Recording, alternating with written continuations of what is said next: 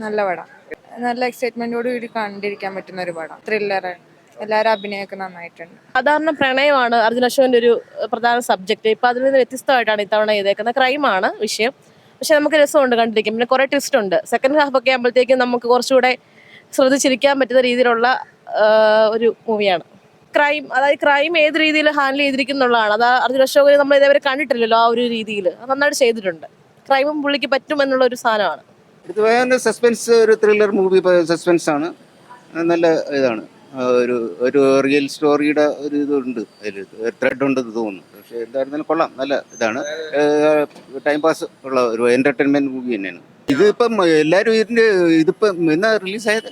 ഇന്നല്ലേ റിലീസായ? ഇന്നാണ്. നല്ല ആളുണ്ടല്ലേ ഇത്. എനിക്കൊന്ന് ആളുകൾ അറിഞ്ഞിട്ടാണ് വന്നതെന്ന് വിചാരിച്ചു.